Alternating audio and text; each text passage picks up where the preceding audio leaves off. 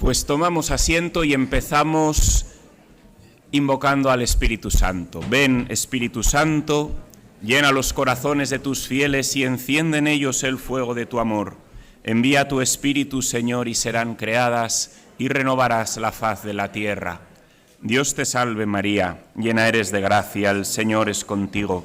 Bendita tú eres entre todas las mujeres y bendito es el fruto de tu vientre, Jesús.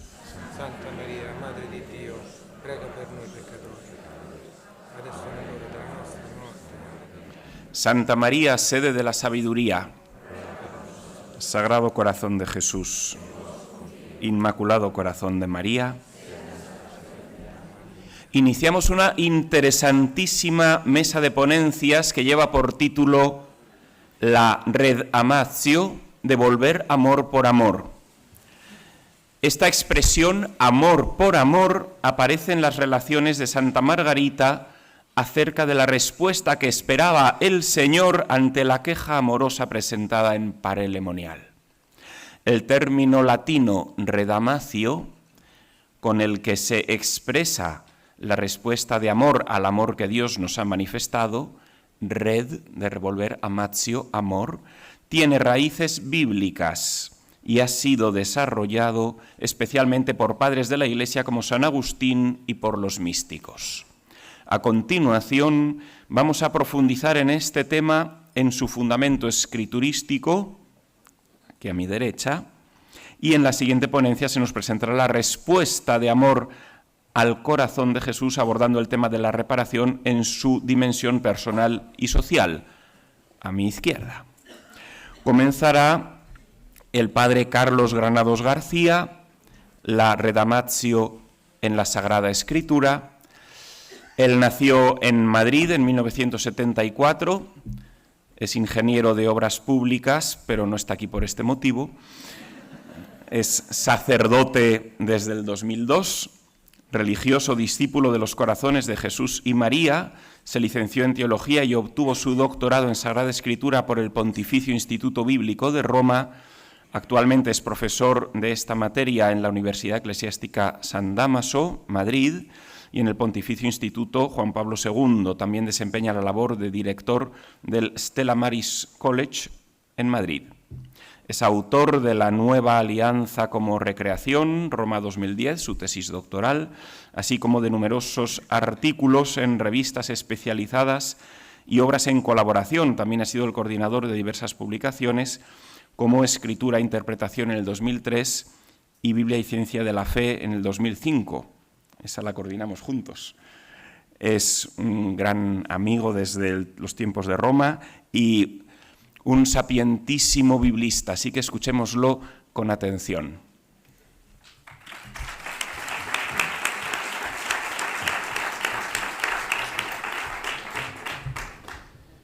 En primer lugar, un agradecimiento a quienes me han invitado a este congreso. Es una alegría, una esperanza ver pues cómo nos hemos reunido, la acción del Espíritu.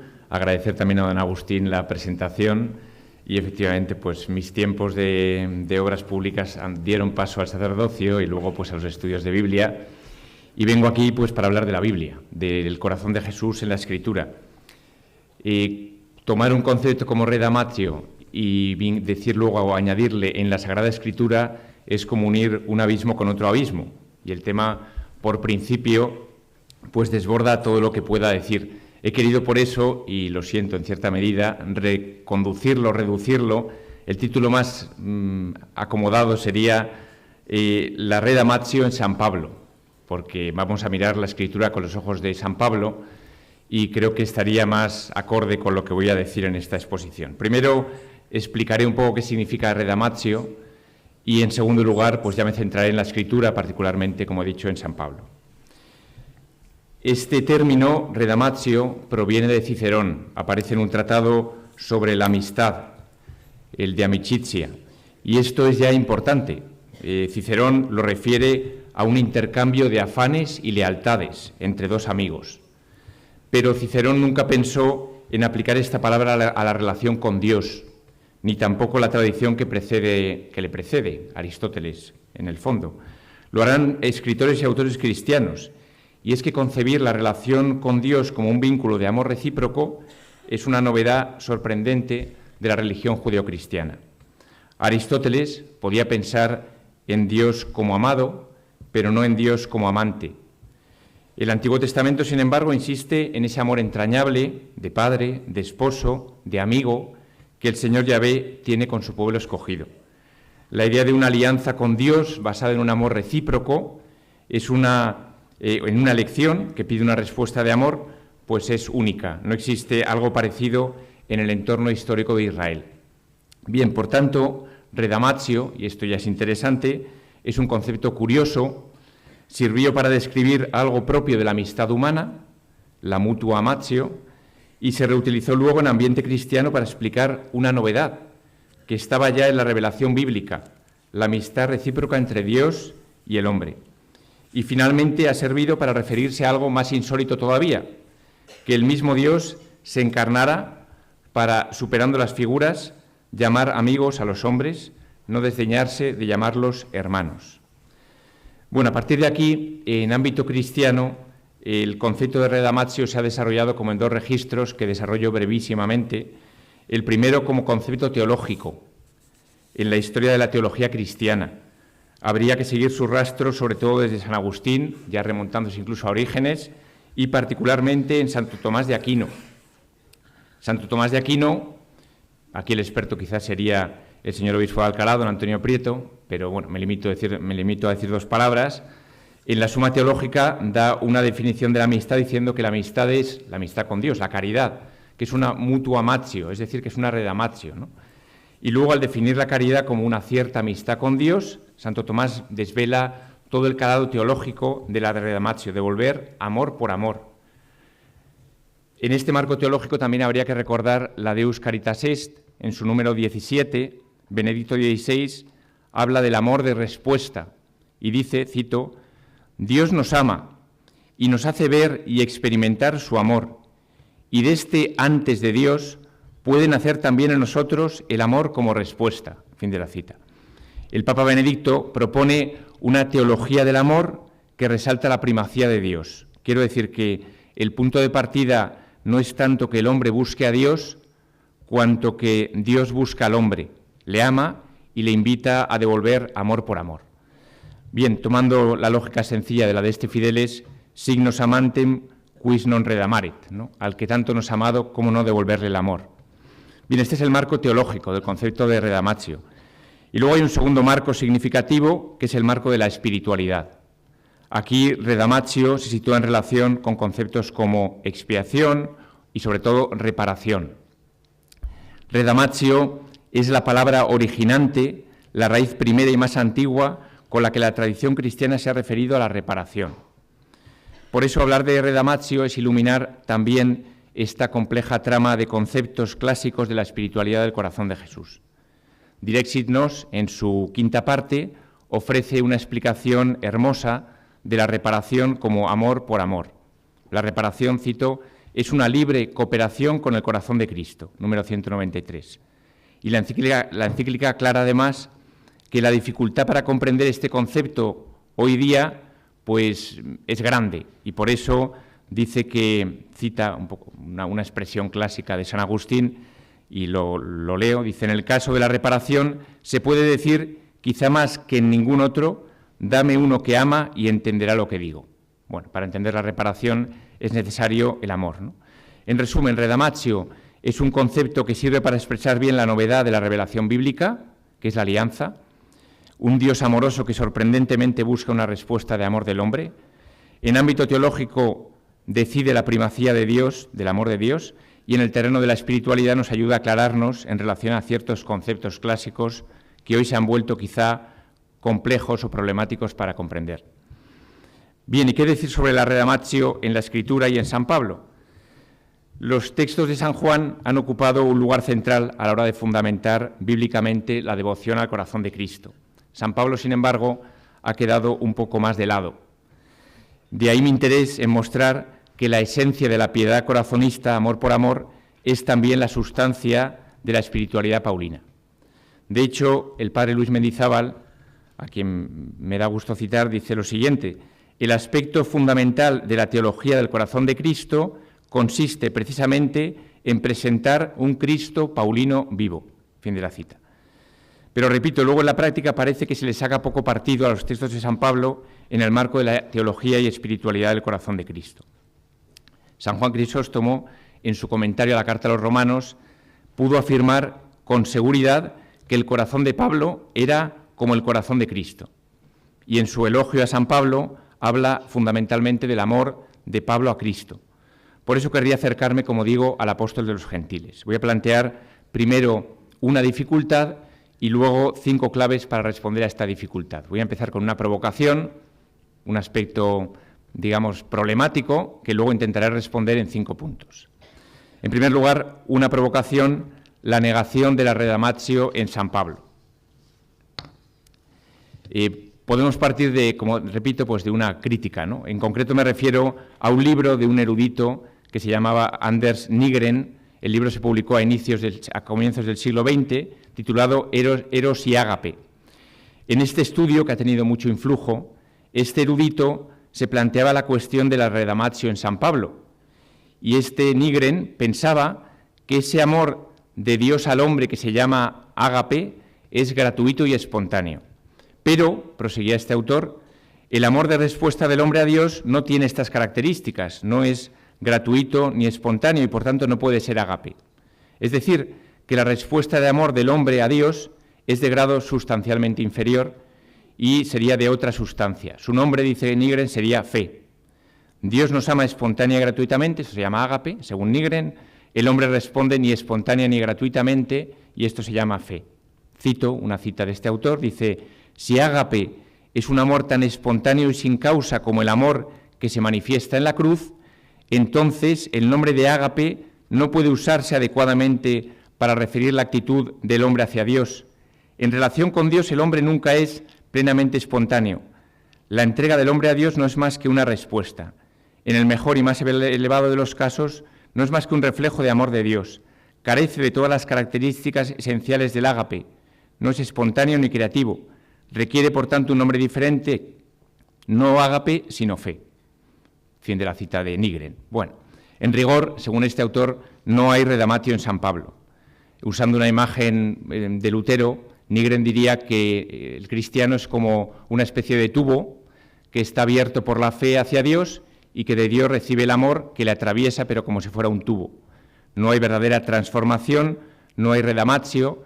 El hombre no puede responder a Dios con un amor de la misma categoría del amor de Dios. Esto es lo que dice Nygren, y se basa en un dato que es cierto, y ese dato es que San Pablo, en sus escritos, utiliza más a menudo, o habla mucho más a menudo del amor de Dios al hombre que del amor del hombre a Dios. Bien, volveremos luego sobre este dato de las cartas paulinas, que es real. San Pablo habla mucho más del amor de Dios al hombre y habla, parece que poco, del amor del hombre a Dios. ¿Es esto lo que piensa San Pablo? ¿Podemos hablar de redamatio en el apóstol? Quería citar a otro estudioso, Czesław Spik, en sus célebres volúmenes sobre ágape en el Nuevo Testamento, para notar la diferencia de enfoque. Comentando 2 Corintios 5:14, cito: el amor de Cristo nos apremia al considerar que si uno murió por todos, todos murieron, y murió para que los que viven no vivan ya para sí, sino para aquel que murió y resucitó por ellos. Bien, citando este texto de San Pablo, Spik, dice: el amor de Cristo nos impulsa. El verdadero cristiano se siente constreñido e impulsado por la caridad de Cristo y que Él quiere devolver al Salvador. La moral cristiana es una redamatio. Para Spik es justo al revés. Toda la moral cristiana es una redamatio, una respuesta de amor al amor de Cristo revelado en el Calvario. Y por citar un texto más que cita Spik, Efesios 5:2, Cristo os amó y se entregó por nosotros como oblación y víctima de su valor. Por tanto, dice el apóstol, vivid en el amor. Vivid en el amor como Cristo os amó y se entregó por nosotros. Spik dice también que aquí claramente el amor del cristiano es una redamatio a Cristo. Bien, ¿cómo probar esto? ¿Cómo confirmar que Spik pues da una apreciación más justa de lo que el apóstol entiende por redamatio? Lo voy a hacer en 5 puntos. El primero trata de ver cómo el amor nos transforma. La redamatio se comprende solo desde la potencia del amor originario de Dios. En realidad, Nygren tenía una visión muy mezquina del amor de Dios. Al pretender aislar el ágape divino para magnificarlo, no hizo más que depreciarlo, porque es un amor el suyo incapaz de transformar.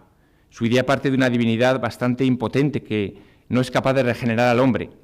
En realidad, la redamatio en San Pablo se entiende solo desde la potencia de ese amor que ha sido derramado en nuestros corazones con el Espíritu Santo que se nos ha dado, Romanos 5:6. Hay que decir aquí que la palabra derramado no alude a un tubo. El amor no ha sido derramado como a través de un tubo, sino que se refiere a la unción. Y la unción en el Antiguo Testamento era sinónimo de transformación entera del hombre, que a partir de entonces quedaba consagrado para ser rey, sacerdote o profeta. El amor ha sido derramado en nuestros corazones para ungirnos, no simplemente como si fuera un continente en el que entra un líquido, sino que es una transformación radical. El amor transforma. El cristiano se ha revestido de este amor, dice San Pablo en Colosenses 3:14. Y por encima de todo, revestíos del amor. Leo brevemente Colosenses 3:14, me parece que es un texto, dice, leo un poquito antes, dice San Pablo, revestíos como elegidos de Dios, santos y amados, de entrañas de misericordia, de bondad, humildad, mansedumbre, paciencia, soportándoos unos a otros y perdonándoos mutuamente si alguno tiene queja contra otro, como el Señor os perdonó. Y por encima de todo, revestíos del amor, que es el broche de la perfección. La imagen de revestirse no es solo ponerse un vestido, es una transformación interior igual que la transfiguración de Cristo. Revestirse del amor es operar una radical transformación en el interior, una recreación. Por eso el apóstol habla de revestirse de entrañas de misericordia. Se ha operado una profunda mutación, obra del amor, que genera la perfección. El amor divino, repito, no pasa por nosotros como un tubo. Pablo habla también de que el amor edifica el cuerpo de Cristo. Edificar no es metáfora de tránsito, sino de fundamentación, de creación de algo nuevo. También dice el apóstol que Dios, por el gran amor con que nos amó, estando nosotros muertos a causa de nuestros pecados, nos vivificó con Cristo, Efesios 2:4-5. La obra del amor es un paso de la muerte a la vida. Este es el poder transformador del amor. El amor es, en fin, una energía que transforma. Y valdría la pena releer a esta luz las afirmaciones de Veritatis Splendor 103 sobre las posibilidades reales del hombre redimido, frente a esta idea de que la moral cristiana es simplemente un ideal inalcanzable. Precisamente porque el amor transforma, podemos responder a la altura de este amor. Añado además que el amor de Cristo para San Pablo no es, como afirma Nygren, un amor desinteresado, que no busca intercambio. Al contrario, el amor de Cristo nos persigue, precisamente con apremio angustioso, para que respondamos a ese amor. 2 Corintios 5:14 que he leído antes. Es cierto que Pablo insiste más en que Dios nos ama que en la necesidad de que nosotros le amemos, para resaltar precisamente la radical iniciativa y potencia como origen transformador. Pero Pablo sí que alude a la necesidad de devolver a Dios ese amor. Sabemos, dice Romanos 8, que en todas las cosas interviene Dios para bien de los que le aman.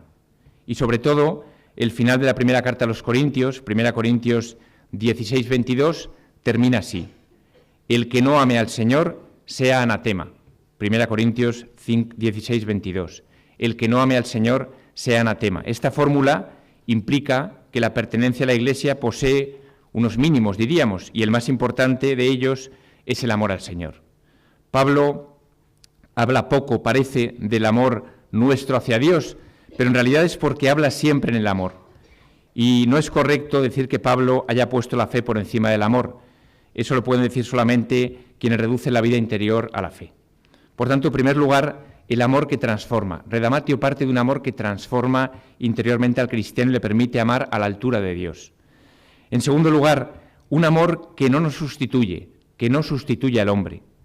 Redamatio implica que el amor de Cristo nos transforma, pero no nos sustituye. El texto de 2 Corintios 5:14 es muy aleccionador, lo repito. El amor de Cristo nos apremia al considerar que si uno murió por todos, por tanto, todos murieron. Parecería lógico decir uno murió por todos y por tanto todos vivieron.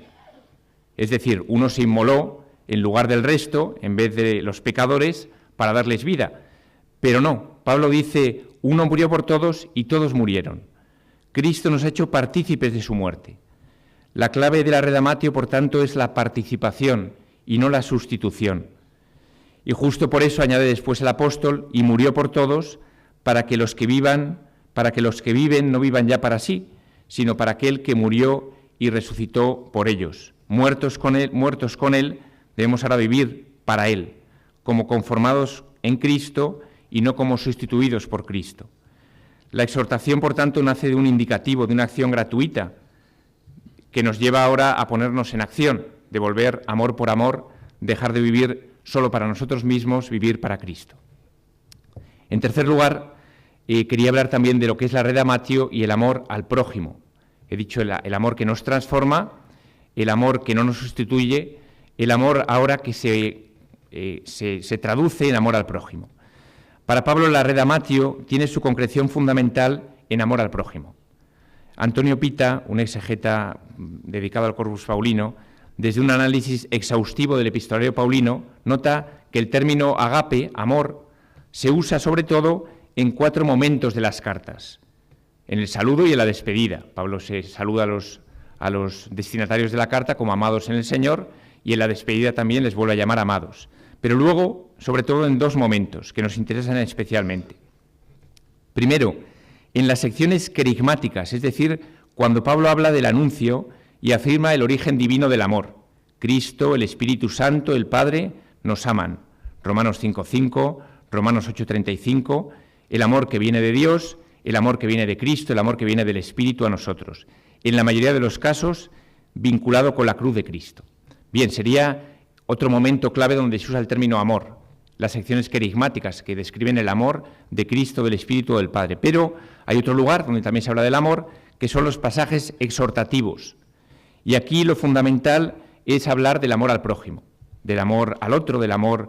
Por eso Antonio Pita llega a decir que Pablo tiene una ética agápica, es decir, centrada en el amor. Pues bien, si juntamos esta doble información, resulta que la lógica es: Dios te ha amado, por tanto, ama a tu hermano. La lógica paulina no es directamente Dios te ha amado, por tanto, ama a Dios. Dios te ha amado, por tanto, ama a tu hermano. Ese amor al prójimo es retorno de amor. El querigma, me amó y se entregó por mí, lleva a la exhortación, ama a tu prójimo. La redamatio se transforma y expresa en amor al prójimo. La redamatio paulina, en efecto, insiste particularmente en el amor al prójimo. Pablo, de hecho, ve toda la ley cumplida en el amor al prójimo. Romanos 13, Galatas 5, es una constante también de la espiritualidad del corazón de Cristo, que a veces puede pasar un poco desapercibida.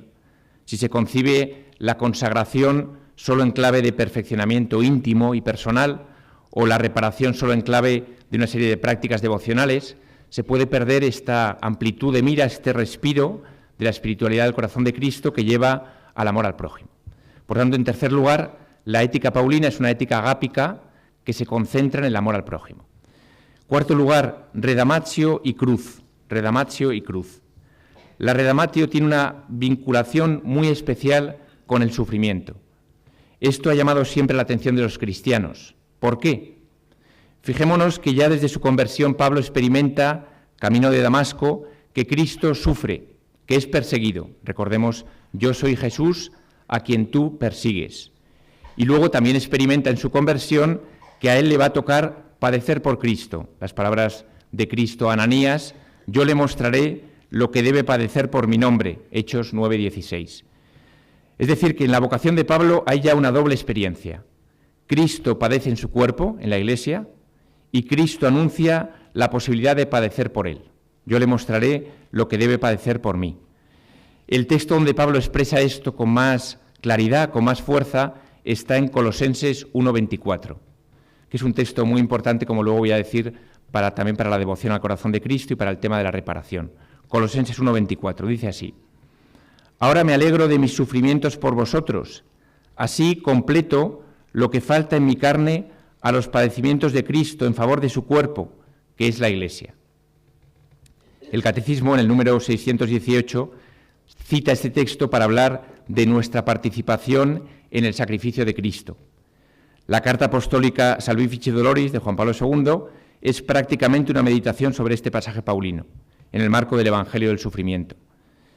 Este versículo tan importante, Colosenses 1:24, en su contexto es parte de una larga frase, quizá la más larga del epistolario paulino, que va del versículo 24 al 29, y que habla sobre el ministerio de Pablo.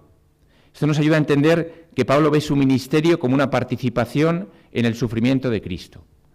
Es como define él su diaconía.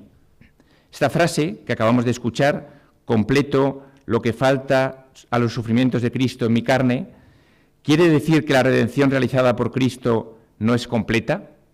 Esta es una pregunta de Salvifici Doloris. Claramente no.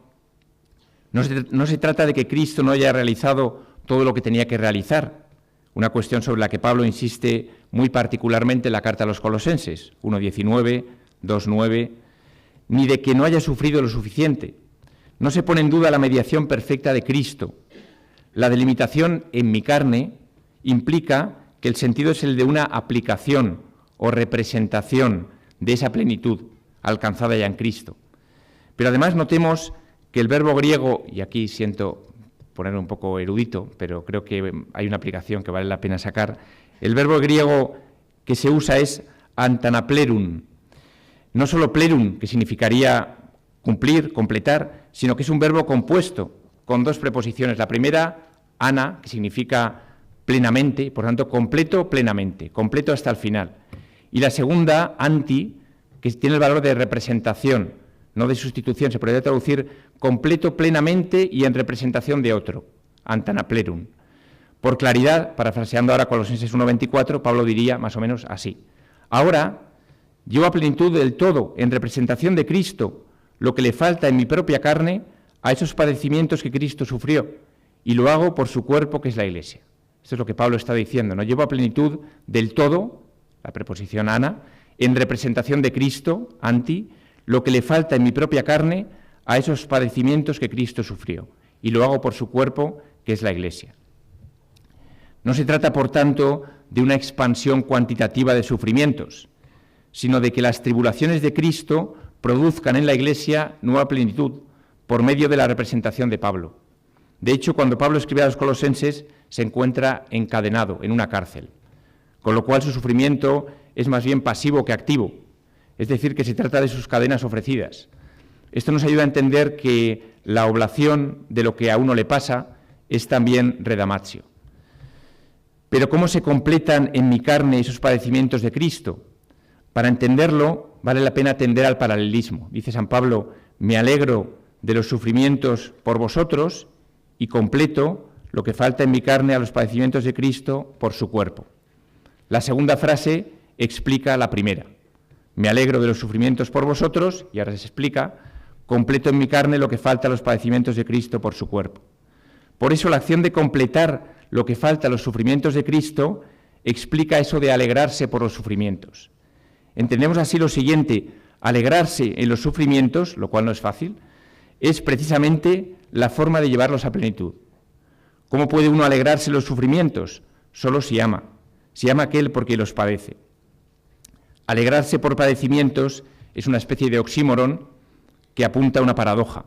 Pablo quiere decirnos que no es una alegría natural, sino sobrenatural, que no se puede traducir en términos de optimismo, sino de esperanza, y es una actitud hondamente paulina, de la que selecciono solo 3 textos. 2 Corintios 7:4. Tengo franqueza para hablaros, estoy lleno de consuelo y sobreabundo de gozo en todas las tribulaciones. 2 Corintios 12:10. Me complazco y me alegro en mis debilidades, en las injurias, en las necesidades, en las persecuciones y angustias sufridas por Cristo. 2 Corintios 6:10. Como tristes, pero siempre alegres. Como pobres, que enriquecemos a muchos. Como quienes nada tienen, aunque lo tienen todo. La redamatio es un completar en mi carne que significa llegar a alegrarme y gozar por los padecimientos sufridos por Cristo. Es el amor que se alegra con la verdad. Son los primeros frutos del Espíritu, amor y alegría. Un amor que es alegría. Por último, querría también resaltar que Pablo usa terminología, completo en mi carne, en favor de su cuerpo, que se opone radicalmente a la tentación del espiritualismo que él contemplaba en la comunidad de Colosas. Pablo insiste en que la muerte de Cristo fue en su cuerpo de carne, Colosenses 1:22, que en Cristo reside la plenitud de la divinidad corporalmente, Colosenses 2:9, o que la realidad final y cumbre de la historia es el cuerpo de Cristo, Colosenses 2:17. La expiación o la redamatio de Pablo se da en la carne, porque Cristo padeció en la carne, y precisamente la devoción al corazón de Cristo pone en el centro la humanidad real de Cristo. Por eso es tan importante completar en mi carne y que sea a favor de su cuerpo. Huimos así de una espiritualidad descarnada, que no tiene en cuenta las mediaciones en la carne, la mediación del sacerdocio ministerial, a pesar de los escándalos y abusos, la mediación del vínculo matrimonial vivido como una posibilidad real, no como un ideal, a pesar de las crisis y el desgaste que sufre nuestra sociedad el matrimonio, la mediación de la vida religiosa, que consiste, según San Ignacio de Antioquía, en honrar la carne de Cristo, es decir, ofrecerse virginalmente a Él. Por tanto, el texto de Colosenses 1:24 nos dice que el apóstol completa plenamente, con alegría, con amor, en representación de Cristo, sus mismos sufrimientos, los que padeció por su Iglesia. No es un amor de sustitución, sino de representación. No es un amor puramente espiritual, sino en la carne, por su cuerpo. Hay otros textos que hablan de esta cuestión y, bueno, no me puedo detener mucho más porque no nos da el tiempo. Sí quería citar Filipenses 3:10, la comunión con los padecimientos de Cristo, Filipenses 2:5, tener los mismos sentimientos de Cristo, que habla el himno famoso de San Pablo, en el que habla del sufrimiento de Cristo, precisamente, y sobre todo un texto que creo que expresa muy bien lo que estoy diciendo de cómo la redamatio es participar en el sufrimiento de Cristo. Filipenses 1:29. Dice el apóstol: a vosotros se os ha concedido la gracia no solo de amar a Cristo, sino también de padecer por Él. Dice, no solo de amar a Cristo, sino también de padecer por Él. Es decir, que el padecer por Cristo resulta un regalo de gracia, no solo para Pablo, sino para todos los cristianos. ¿En qué sentido? Hombre, en el sentido primero de que los padecimientos dan testimonio de que están exponiéndose, de que están hablando del Evangelio, pero sobre todo en el sentido de que están vinculándose con Cristo paciente, que les da ocasión para esta redamatio, esta vinculación con Cristo en la cruz. Evidentemente, no son solo los padecimientos lo que se valoran por sí mismos, que esto sería masoquismo. Son, en primer lugar, con Cristo y explicados por Él y en Él. Pero además, aquí, comunión con sus padecimientos debe entenderse aplicado al Cristo resucitado y, por tanto, son padecimientos en esperanza. De igual modo, cuando Pablo se refiere a la cruz, no se refiere a la cruz del difunto, a la cruz de Jesús muerto, es la cruz del resucitado. No es el patíbulo y la muerte sin más, sino la cruz de Cristo glorioso y, por tanto, sus llagas gloriosas, ¿no? Es una cruz en esperanza. Menciono un texto más, 2 Corintios 4, 11, 10. Mientras vivimos, continuamente nos están entregando a la muerte por causa de Jesús, para que también la vida de Jesús se manifieste en nuestra carne mortal. Pablo interpreta los sufrimientos por Cristo como momentos para vivir esa redamatio, esa devolución de amor al amor de entrega que él ha experimentado. En quinto lugar, y aquí soy más breve, esta redamatio se da en la Eucaristía. Esta redamatio se da en la Eucaristía. Hemos visto que no es un amor de sustitución, es un amor que transforma, es un amor que se revela en el amor al prójimo, es un amor también que atraviesa los sufrimientos y, por último, en la Eucaristía. Tras este recorrido desde el amor que transforma hasta el amor eucarístico, pues nos encontramos ahora con este momento, ¿no? El padre Luis María Mendizábal dice, cito, la reparación es entregarse como ofrenda permanente, como víctima viva a la misericordia del corazón de Jesús y a sus proyectos. Aquí el padre Mendizábal está haciendo una cita indirecta de Romanos 12, 1, 3, un texto paulino aplicado a la Eucaristía, leyendo eucarísticamente Romanos 12, 1, 3. Santo Tomás también ve la Eucaristía como el don que supera toda expectativa humana, y la acción del hombre, dice, es siempre respuesta a la acción sacerdotal y salvadora de Cristo en la Eucaristía. Toda redamatio es acción de respuesta a la acción primera de Cristo en la Eucaristía. Bien, en 1 Corintios 10, 16, Pablo habla fundamentalmente de la Eucaristía como una comunión. Cito, el pan que partimos no es comunión con el cuerpo de Cristo. de esta afirmación de fe, que da por hecho, es una pregunta retórica, todos saben que el pan que partimos es comunión con el cuerpo de Cristo, Pablo saca una consecuencia. Porque el pan es uno, nosotros, aun siendo muchos, somos un solo cuerpo. La Eucaristía es el punto de partida del razonamiento para demostrar la unidad del cuerpo eclesial. Porque hay una sola Eucaristía, los muchos somos uno. ¿Qué significa esto de que a partir de la Eucaristía somos un solo cuerpo? Es lo que Pablo va a desarrollar en la carta a continuación, en 1 Corintios 12 al 14. Y es particularmente interesante que en medio de esta sección esté 1 Corintios 13, el himno de la caridad. Quiero decir que la Eucaristía, 1 Corintios 10, 11, es el don primero que pide y reclama el amor fraterno, 1 Corintios 13. Diríamos que 1 Corintios 13, el himno de la caridad, es una redamatio que ha nacido del don eucarístico recordado en 1 Corintios 10, 11. El amor entregado de Cristo en la Eucaristía, recordado en estos primeros capítulos de la Carta a los Corintios, por vosotros, provoca el amor de respuesta que Pablo canta en el elogio a la caridad en 1 Corintios 13. Este elogio brota de una fuente eucarística, es un elogio profundamente sacramental. Concluyo, el amor requiere un trabajo. Pablo en 1 Tesalonicenses 1:3 habla del trabajo duro de vuestro amor, el trabajo duro de vuestro amor. Por eso, en Romanos 5:8, Pablo ve el signo más excelso del amor de Dios por nosotros en el trabajo duro de la entrega del Hijo a la muerte cuando todavía éramos enemigos. Es un amor de entrega a los enemigos y, sin embargo, sus características son ternura, paz y, sobre todo, como hemos visto, alegría. Alegría que es la expresión más gráfica del amor, no simple optimismo ni temple positivo ante la vida, sino gracia sobrenatural. He querido también resaltar el elemento corporal de la redamatio y su dimensión sacramental, la clave en mi carne por su cuerpo. Evitamos así caer en la lógica posmoderna, detectada por Fabrice Hayad, de la pérdida de la corporeidad, de la pérdida de las mediaciones en el cuerpo, que son claves para la lógica cristiana. La clave de todo nos la ha ofrecido Colosenses 1:24. Ahora me alegro de los sufrimientos padecidos por vosotros y llevo a plenitud del todo, en representación de Cristo, lo que falta en mi propia carne a estos padecimientos que Cristo sufrió, y lo hago por su cuerpo, que es la Iglesia. Muchas gracias.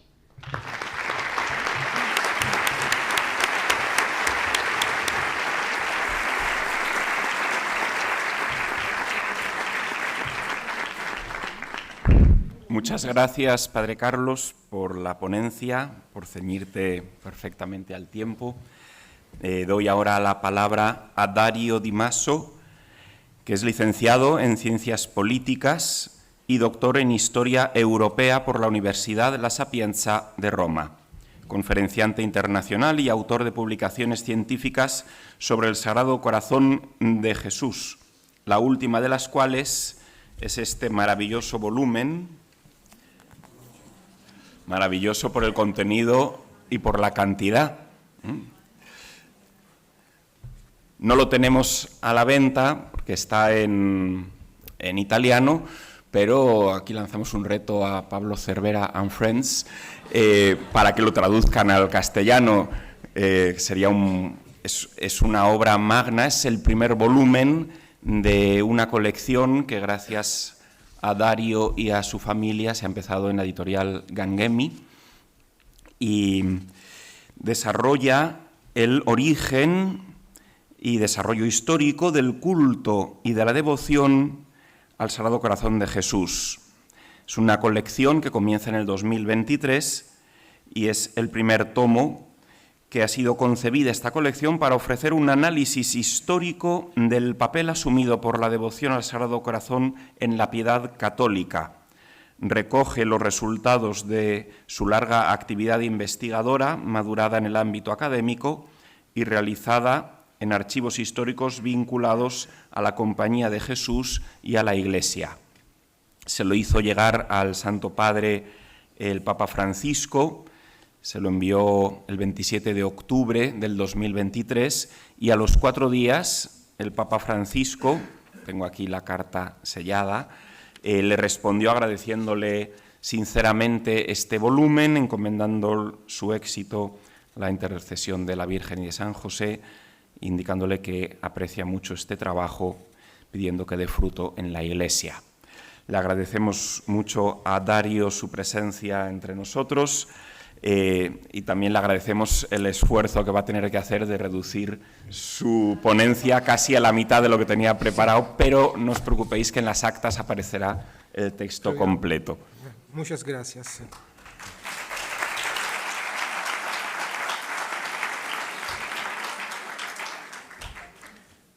La devoción al Sagrado Corazón de Jesús como milagro social, aspecto personal y colectivo de la reparación hacia el amor divino no correspondido por los hombres.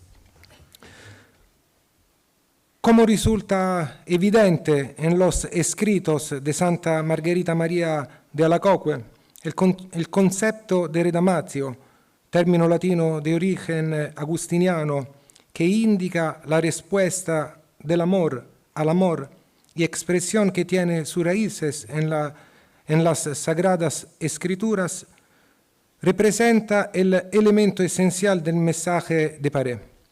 Las revelaciones privadas recibidas en la segunda mitad del siglo XVII por la Santa Visitandina en el convento borgoñón de Paré-le-Monial, que forman un complejo orgánico que basta para definir con precisión el perfil de lo que puede llamarse el gran mensaje de amor, si por una parte quitan el velo del gran misterio del amor divino encerrado en el corazón de carne de Jesucristo, al mismo tiempo, sin embargo, subrayan el clásico plan de presentación del misterio cristiano que ya se encuentra en los escritos del Doctor de la Gracia, que pone en el centro la perspectiva del amor que obedece a un doble latido, el amor de Dios al hombre y el retorno del amor del hombre a Dios, mediante la mediación de la caridad fraterna, en el que el Redentor aparece en el centro de este doble movimiento de Dios hacia la creación y de la creación hacia Dios. El aspecto relativo a la redamatio que surgió en el mensaje parediano se muestra en particular en el relato de la famosa visión que la santa francesa tuvo el primer viernes de la primavera de 1674, la segunda del ciclo de las 4 grandes revelaciones del Sagrado Corazón de Jesús, de las que ella fue testigo entre 1673 y 75. Fue acompañada también de gracias especiales, durante la cual se la introduce en el misterio del amor sufriente y de la redención, que muestran todo el incomparable valor espiritual del culto al Sagrado Corazón de Jesús. En aquella ocasión, el Divino Maestro le había revelado en primer lugar su corazón, que contiene las maravillas inexplicables de su amor puro, que Santa Margherita María había admirado extasiada, más deslumbrante que el sol y transparente como un cristal, sobre un trono de llamas con una herida adorable. Al mismo tiempo, también había comprendido el significado profundo de la iconografía del corazón divino del Salvador, al que veía ceñido con una corona de espinas que simbolizaba los pinchazos que le traían los pecados, y coronado por una cruz que significaba como desde los primeros momentos de su encarnación, es decir, desde el momento en que se formó este Sagrado Corazón, la cruz fue plantada allí y se llenó desde aquellos primeros momentos de toda la amargura que le iban a causar las humillaciones, la pobreza, los dolores y los desprecios que la sagrada humanidad tuvo que sufrir a lo largo de su vida y en su santa pasión. Inmediatamente después también se le había revelado a ella hasta qué punto esto le había llevado a amar a los hombres, de los cuales luego no recibía nada más que ingratitud e indiferencia a cambio, mostrándole expresamente el significado más profundo por el cual él quería manifestarse a través de esas visiones a ella y por consiguiente a toda la humanidad, en ese preciso momento histórico. Por lo tanto, el Señor le había comunicado a través de esta nueva revelación su deseo de ser fuertemente amado por los hombres a causa del peligro de que pudieran caer en el camino de la perdición, donde Satanás los arrastraba en masa. Por eso había decidido que había llegado el momento de dar a conocer los misterios contenidos en su corazón y, a través de él, difundir ampliamente los tesoros del amor, de la misericordia, de la gracia, de la santidad y de la salvación.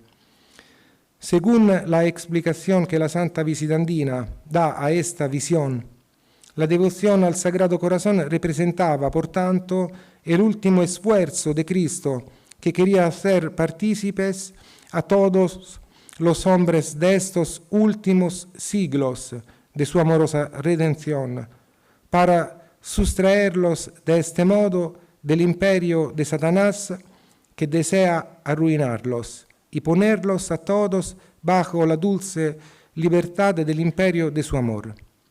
Y a través de la imagen de su corazón, objeto sensibilísimo de su amor por los hombres, quería restablecer su reino en los corazones de todos aquellos que quisieran abrazar esta preciosa devoción y destruir todos sus movimientos desenfrenados.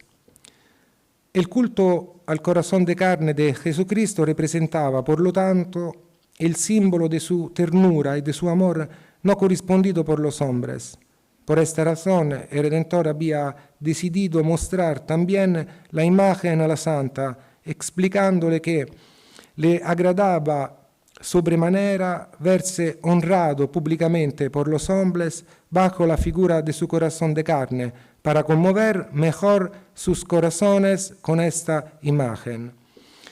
Unos meses más tarde, a través de una nueva revelación que había sucedido mientras estaba recogida en oración ante el Santísimo Sacramento expuesto en la capilla del monasterio de Parelemonial y en el origen de las novedades devocionales introducidas a través de esas visiones, a saber, la hora santa del jueves por la noche y la comunión reparadora del primer viernes de cada mes.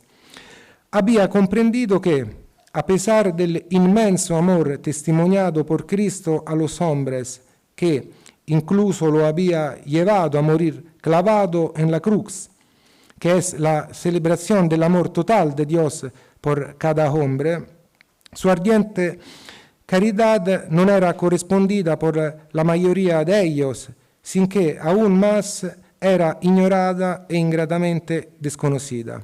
Esto, me dijo el Señor, me hace sufrir más que todo lo que he sufrido en mi pasión, mientras que si a cambio me dieran al menos un poco de amor, estimaría poco lo que he hecho por ellos y querría, si fuera posible, hacer aún más.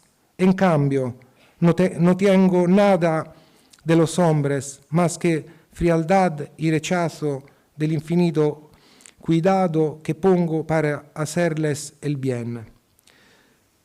Según lo que afirmaba la mística visitandina en sus escritos, a través de la revelación de Parelemonial, el Divino Maestro quiso que este amor fuera correspondido a partir de ahora a través de la misión reparadora que le había sido asignada personalmente y en la que todos los devotos del Sagrado Corazón de Jesús participarían entonces entonces con ella, que sería por lo tanto honrar el corazón de carne del Salvador, símbolo del amor divino por los hombres, y difundir la devoción a ellos para que participarían activamente en la redención del amor de toda la humanidad.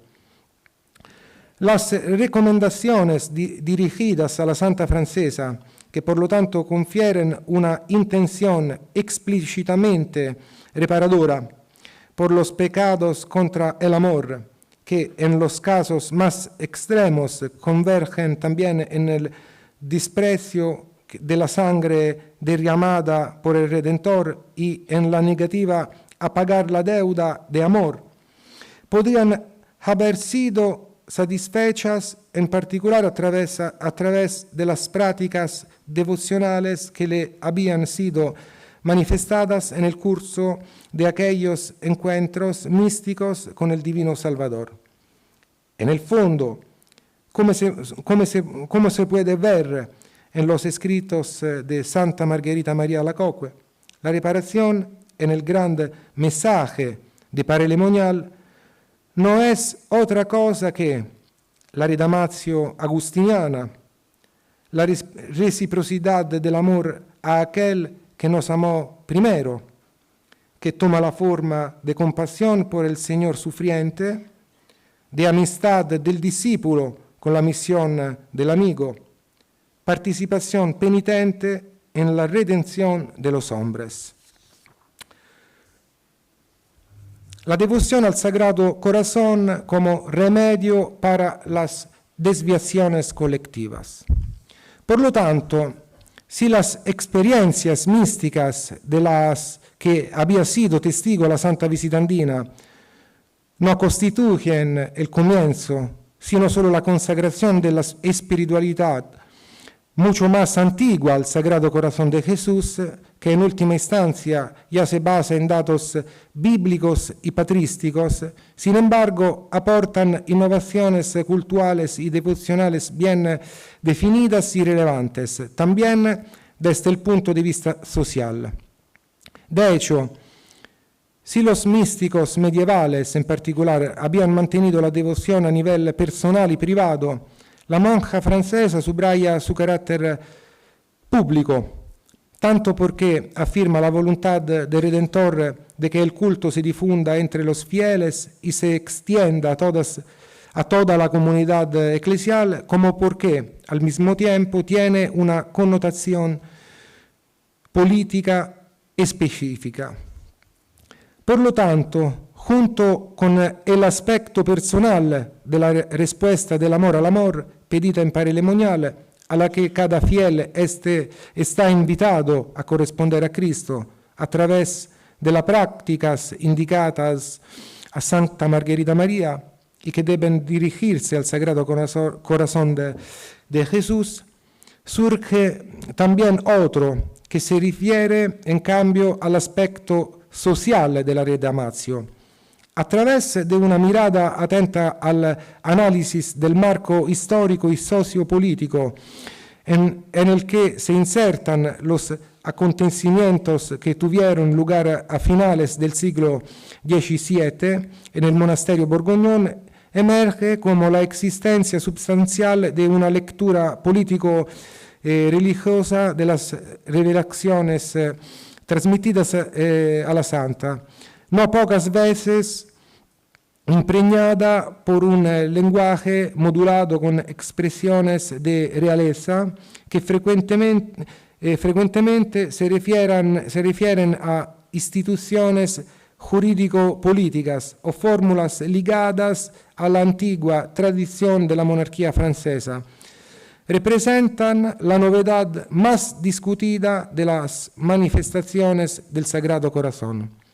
De hecho, los escritos de la religiosa francesa también ponen de relieve implicaciones colectivas vinculadas al culto relacionado a través de peticiones que deberían haberse llevado a cabo también con el apoyo del poder político.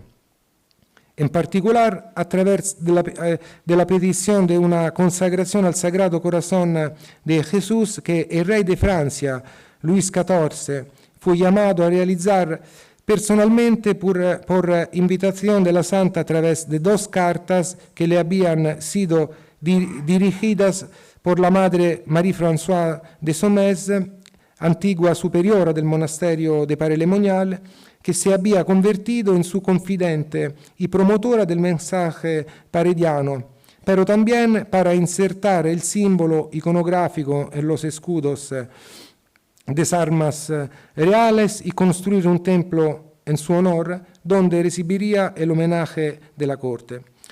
Junto con la iniciativa que se propondría con su autoridad a la Santa Sede para obtener la fiesta litúrgica. De hecho, tal invitación se inscribía en un periodo histórico en el que se asistía a una profunda crisis de conciencia de todo el continente europeo, en el que se intentaba activamente divinizar la vida terrena en detrimento de la religión cristiana con el absolutismo y el laicismo dominando la escena política de las Cortes europeas. En el caso específico francés era manifiesta la obstinación del rey en querer ocuparse de las cuestiones religiosas, siguiendo una política independiente de la Iglesia de Roma y del Papado.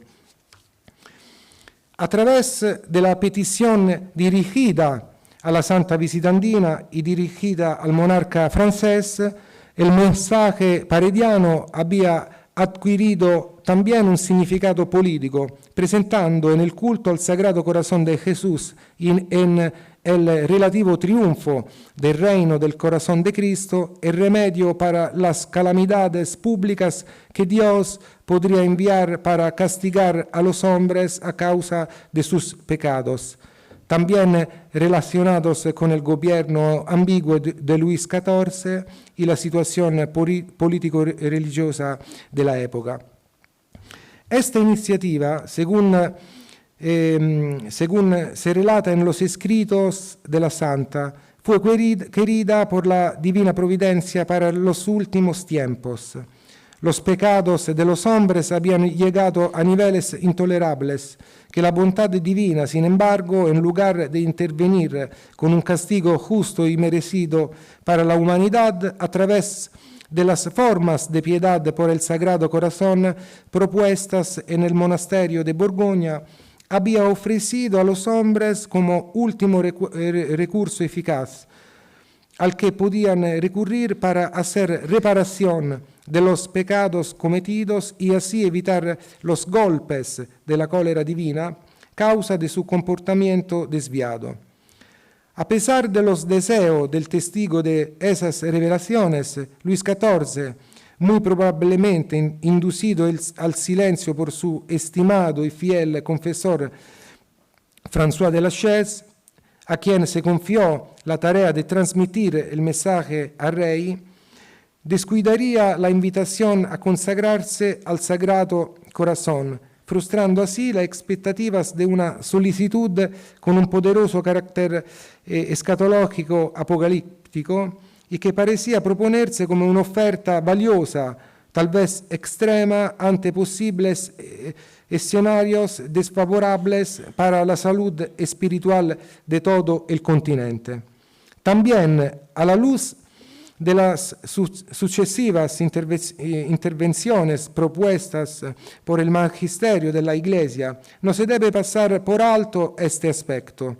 De hecho, las etapas posteriores de la difusión de la devoción al Sagrado Corazón de Jesús se desarrollarían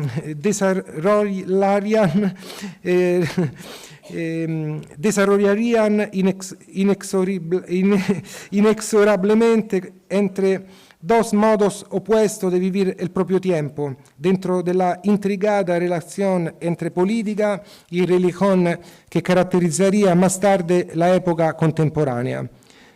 Una religión del corazón entendida como un fenómeno de reacción a los procesos de secularización de la sociedad europea, se opondría inexorablemente a una política de la razón, o más bien la instancia de la cultura moderna de la Ilustración, que luego habría contribuido a la formación de la mentalidad de una parte sustancial de la población, configurando también la vida civil de los países atravesados por el discurso político de los estados.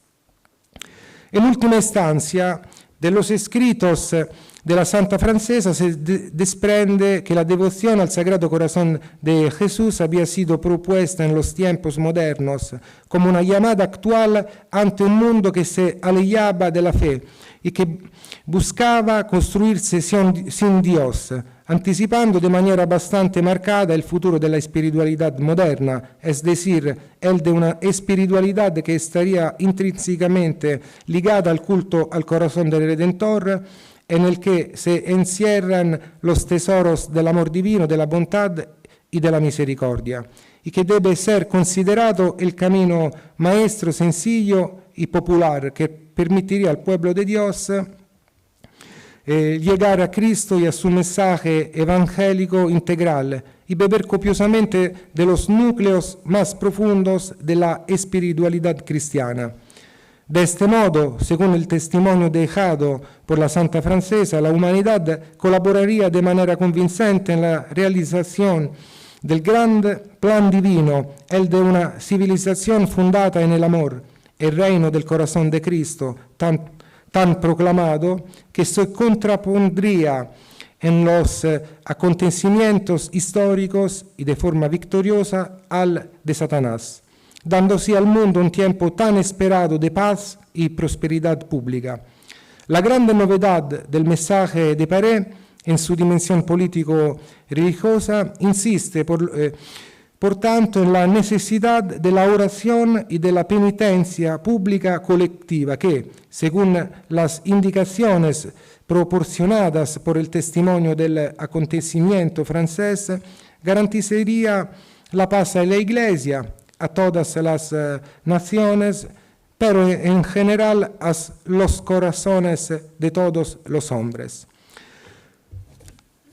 Aunque durante la primera difusión del mensaje parediano, el culto al Sagrado Corazón aún no había puesto de relieve ningún aspecto vinculado con su politización.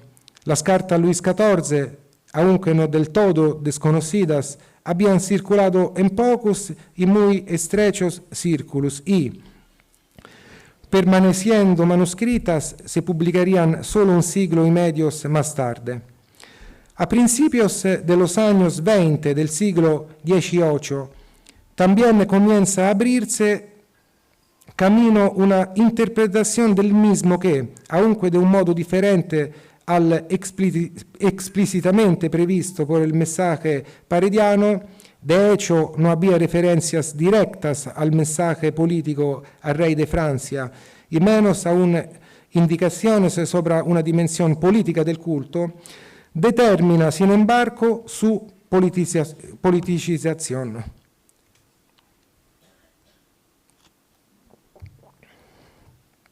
Una primera forma, aunque indirecta, fue determinada en efecto como consecuencia del hecho de que el Sagrado Corazón se convierte en objeto de un enfrentamiento entre los partidos que dividen a la Iglesia de la época. La acentuación de la dimensión carnal del corazón de Cristo, surgida en el curso de las visiones presenciadas por la Santa Visitandina en el monasterio de Borgoña, si ahora se considera una referencia devocional necesaria, representa al mismo tiempo, en lo que respecta a su naturaleza real, también la razón principal de los acalorados contrastes que surgieron entre el movimiento jansenista, que interpreta la adoración del corazón de carne de Cristo como un acto idolatra, considerando posible solo un culto al corazón que no es real, sino metafórico, y los representantes de una corriente filo-jesuítica en línea con las revelaciones de Parelemonial y por esta razón definidos por sus adversarios como alocoquistos o cordícolas.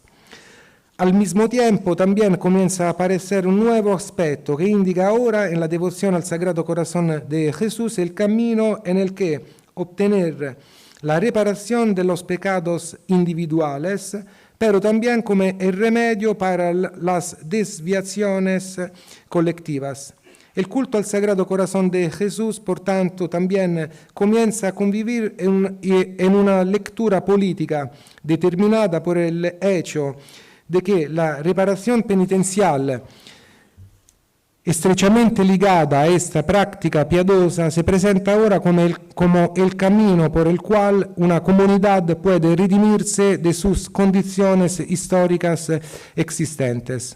Un claro ejemplo de esta nueva dimensión político-religiosa del culto al Sagrado Corazón de Jesús se puede identificar ya durante su primera difusión. En julio de 1720, la ciudad de Marsella, en el sur de Francia, fue azotada por la peste importada por un gran barco mercante procedente de Siria, el Gran Saint-Antoine, cuyo cargamento, consistente en telas y rollos de algodón, había sido infectado con los bacilos de Yersin, que en poco tiempo causó numerosas víctimas en gran parte de la población. Ante el mal que azota a la ciudad, el obispo de Marsella, Monsieur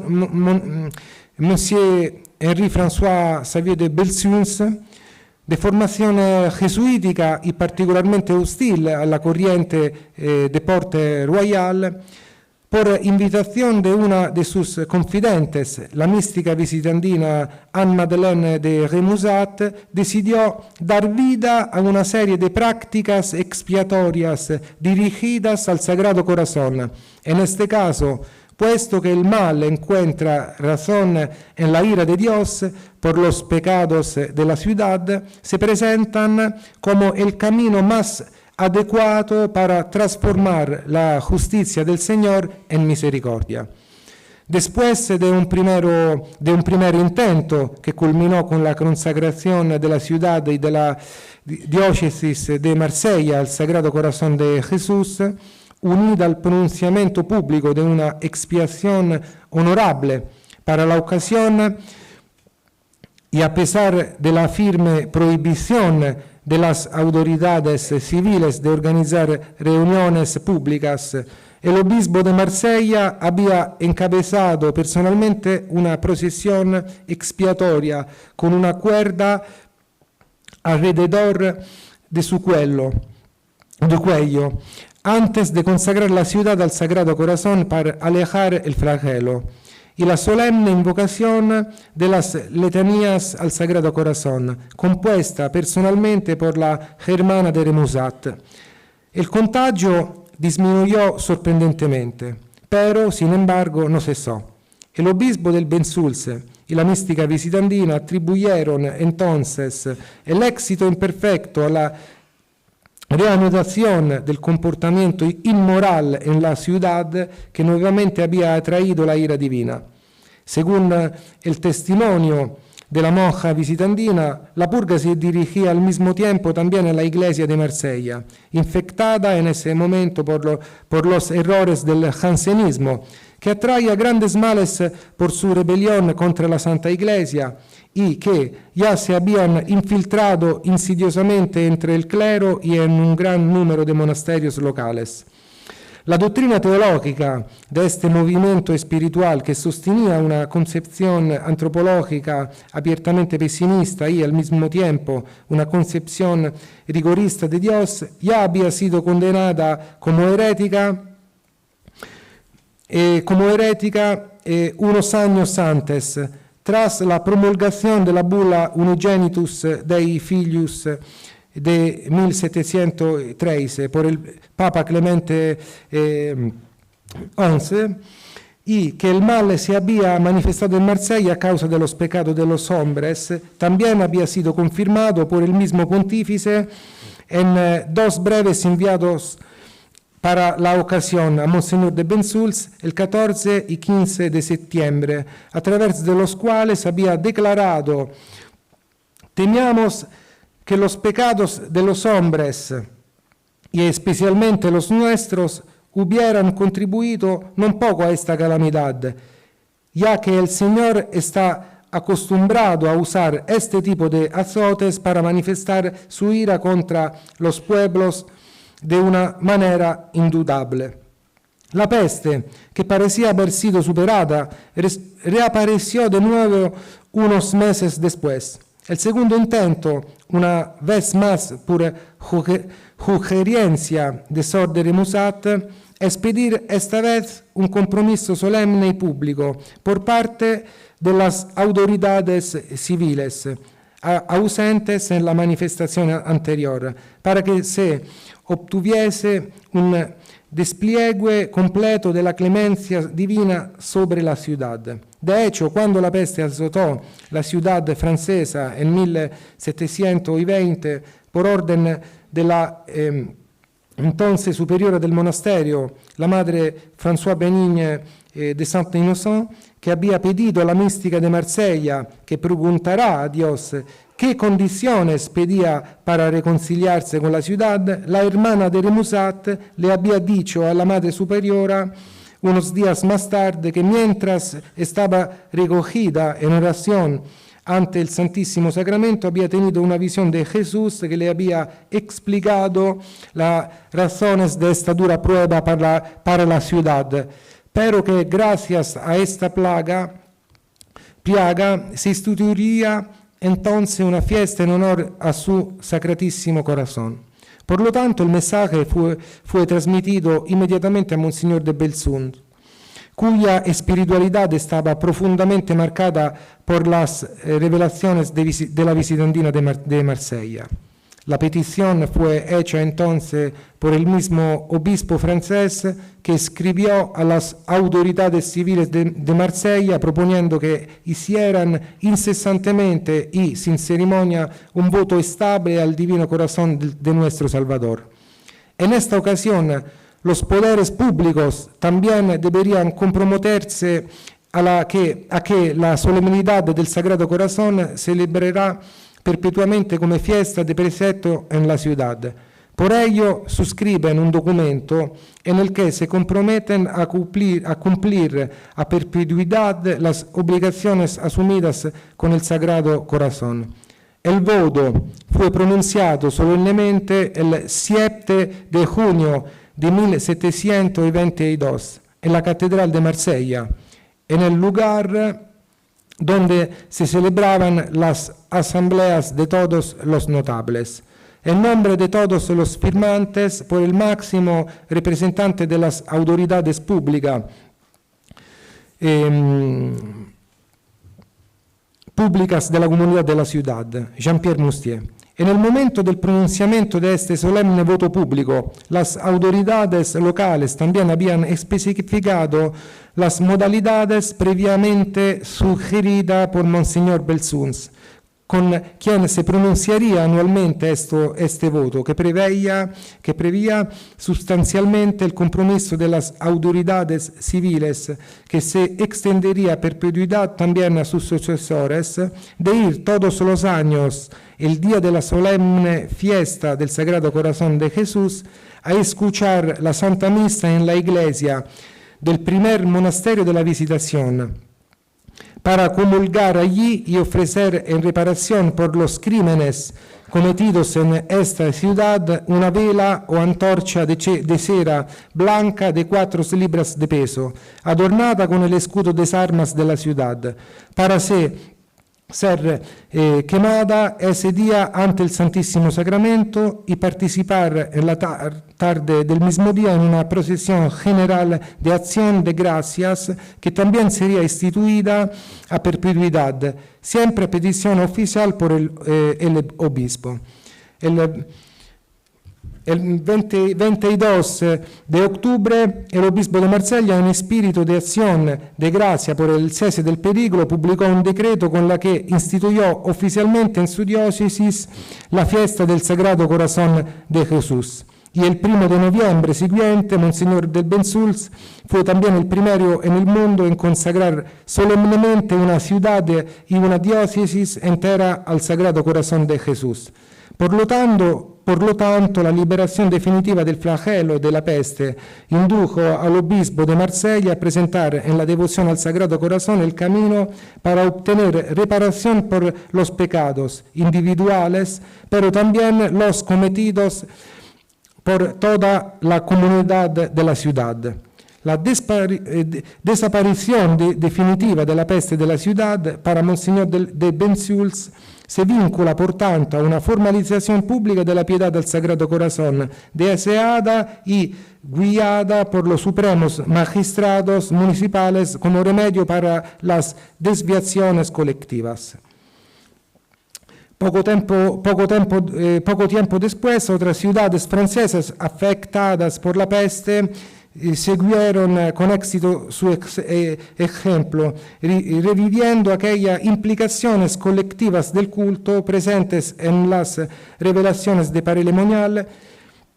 De hecho, la peste se había extendido peligrosamente en poco tiempo, diezmando toda la región de Provenza, y por lo tanto los obispos de las diversas diócesis de la región decidieron rápidamente llevar a cabo la acción ya emprendida con éxito por el obispo de Marsella, y siguiendo la huella de las verificaciones favorables obtenidas en toda Francia, se suceden iniciativas a favor del desarrollo del culto al Sagrado Corazón, favoreciendo también su difusión a escala mundial.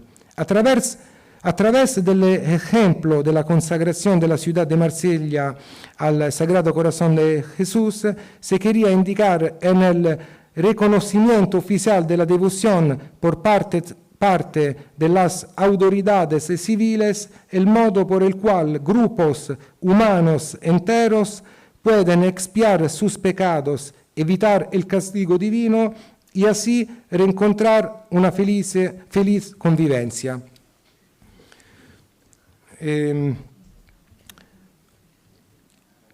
Desde entonces va bene così.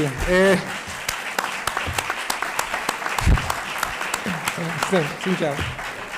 Muchas gracias. Muchas.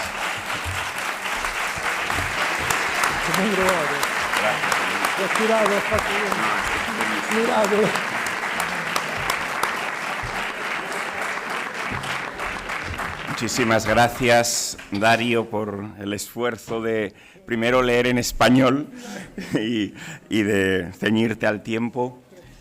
Os hacemos entrega de estos regalos al Padre Carlos y a don Dario.